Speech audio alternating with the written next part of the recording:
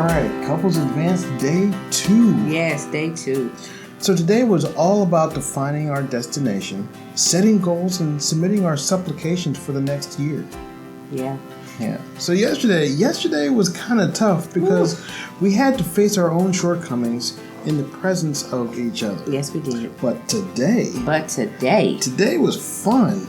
It was long, but it's always fun to look into the future with hopeful hearts. Yes, it is. It was. I really enjoyed today. So, of course, the day started with prayer.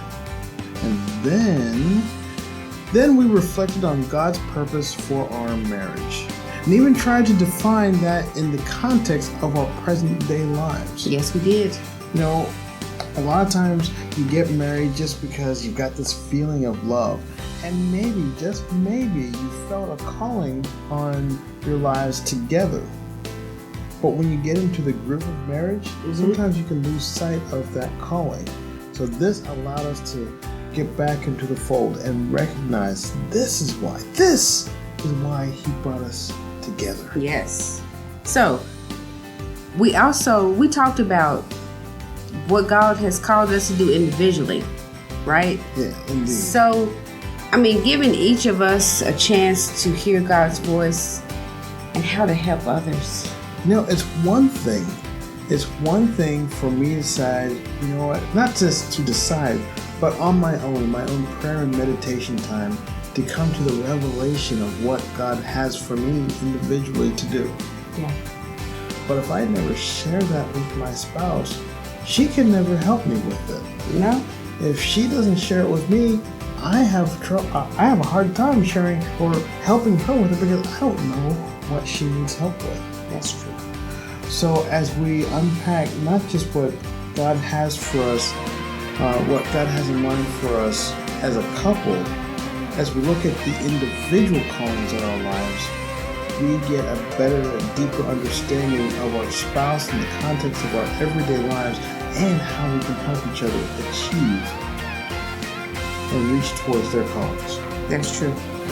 So we reaffirmed our guiding principles. So unpack that a little bit for me.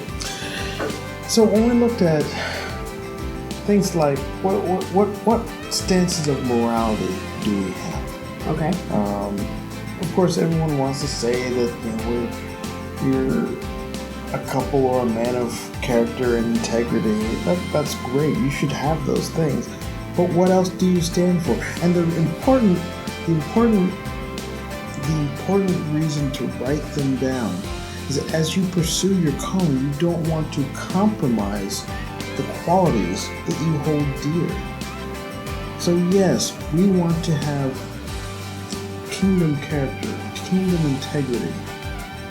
We want to be honest and true and do all the right things as far as caring for our neighbors and serving. Yeah. As we reach towards the things that we're called to do, it's actually pretty easy for us to slip into more of a secular or carnal-minded pursuit that leaves out the things that we hold dear in our hearts. So writing them down here makes sure that we remain focused on those core values as we continue to take steps into the future. So we also discussed how to streamline our lives to live more aligned with God's calling over us. And we also submitted our supplications to Him in our prayer life. So kind of unpack those for me. So, wow. We realized today that there are some things that really stress us out. Yeah. We do have the heart to give and do a lot of giving of ourselves. And while that is great, we might need to stop and look at, are all the things we doing supportive of the calling that's on our lives? This is true. In some cases, yes. I'm not saying just be self-focused and only do the things that you think that you're supposed to do in your own pursuits. Okay. But there does need to be some sort of priority. Oh yeah. Prioritize. For example, our calling is to help couples. Our calling is to regardless of the stage of relationship that you are in. You could be divorced. You could be single again. You could be in a premarital stage. You could be in a marriage that's thriving right now. Or you could be in a marriage that's in crisis. Yeah. We have programs and ideas and thoughts and and education and tools and resources and all that. Just everything. Of how to help every single one of those stages. Yeah. And that's a lot to take on. It is. But at the same time, we don't want to turn down someone who is in one of those stages and needs help. This is true.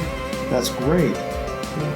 Unless we are spending 7 days a week volunteering somewhere else. That's great to volunteer. It really is. I'm not saying don't volunteer. But 7 days a week? Woo! But you do have to strike a balance of pursuing your calling and serving in general. And so we had to look at, well, if something is really stressing you out, what do you need to prove from your life to be effective in what you are called to do? Exactly. You said the word, prove. So, challenges. Again, today was a longer day than yesterday. Yesterday seemed more difficult because we were unpacking our shortcomings and really coming face to face with some of the things that we need to work on and improve. And so while today was more energizing, taking a look at the future with these hopeful hearts of ours and it was almost like opening up the wish book a couple months before Christmas and saying, I want this, I want that, I want that, I want this. Except this was more spiritually based. Oh, yes. I want to do this, I want to do this. I want to be able to provide this service. I want to help these people in these situations. Yeah. As we take a look at those things, it was very fun. But it took a while to unpack that. I think we started earlier today and we ended later, and we took less time really playing hooky. But you know what was really good? Oh goodness. So we slept in. Well, that was much needed. You must say that with me. We slept in because we needed it. Yeah, we actually we started 2 hours later than we intended to. Well, yeah. We did. And that's partly because yesterday was so draining. It was. We drove a while to get here. Yeah. And then yesterday morning when we woke up, we actually kind of slept in a little bit. We got a late start yesterday. It felt so good though. It did. But even today, we had intended to start at 7. We didn't really get started about 8:30, 9 o'clock. But that's okay. We're not rushing things. No, we're not. And we just said that in the last podcast. Don't rush. Don't rush. And we actually had fewer constraints on us today. The places we chose to eat were closer, so we weren't going out and walking for 20, 30 minutes at a time just to get to a place, and then another 30 minutes to get back. And the food was so amazing. Yeah. Oh. Okay, sorry. Yeah. The food was good. But the point is, we were able to stay closer to the hotel. For the most part, stay in the hotel and just kind of grind this out. Yeah, because we did. We found a great spot on the balcony.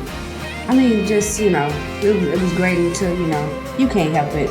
Sometimes you get people just want to just come and just talk very loud, and then it's kind of, again, that's one of those distractions, just messing up your groove. Mm-hmm. And then we tried to go to a different spot, and it started raining. So dark clouds started rolling in. Yeah. Rain started threatening. Then we went to a third place, which was a lounge.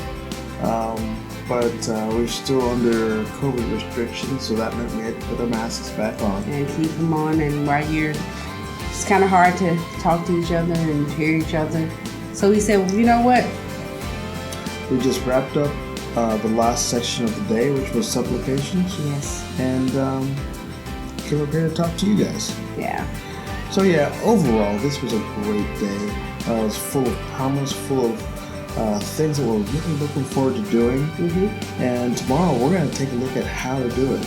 You know, the thing that makes this different than a vision retreat is that with a vision retreat, you unpack a vision. This is what we'd like to do. And you go home, you've got a vision, but you don't have any way, you don't have anything written down as to how you're going to pursue that vision. So tomorrow, we are actually going to create action plans Oh, yes. to complete, to pursue what God has in mind for us. And this evening, we are taking time to just quiet down, listen to God, prayer, meditation, do that in the morning again. So when we get to the point of our action plans, we'll be working with the Holy Spirit and not just doing our own thing. This is true. But we did have some lessons learned today. Yeah, so we should So we should individually write down our callings and supplications before sitting down today. Yeah, you know what? That's a good point, honey. Because as we were sitting down, we're trying to come up with what do we want to ask God for? What would be a good thing? What would be supportive? What would be God honoring to ask for? And what should we do? And we spent a lot of time hashing out what to write down as opposed to discussing what we wrote down. Exactly. So that would have shortened the day quite a bit if we had done that. Yeah. We should also be willing to deep dive even if it lengthens the day. And while in some cases I'm talking about trying to shorten the day, there are times when, hey, you do want to dig into and dive deeper into why do I want this? Why do I feel I was called in this area? And if you have a hard time articulating those things, you might want to ask yourself, am I really called, or is this just something that I'm doing to fill in right now? That I'm either doing to fill in, or it's a secret desire of my heart that I'm not really called to do. Yeah. So a lot of that will come out in this process as well. So we definitely should leave time to pray and meditate on our callings, supplications before we start with section 3. Exactly. You agree? Absolutely. Okay. And so we start section 3 tomorrow morning. Yes. And as we sign off tonight, we are entering prayer, meditation, falling asleep, prayer and meditation again in the morning before breakfast, inviting Him to be a big part of that day, because we shouldn't try to do any of this without His help. Exactly.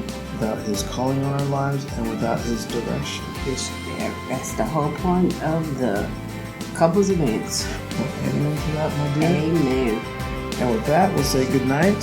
Good night. And we'll be back at it tomorrow. Be blessed. Be blessed.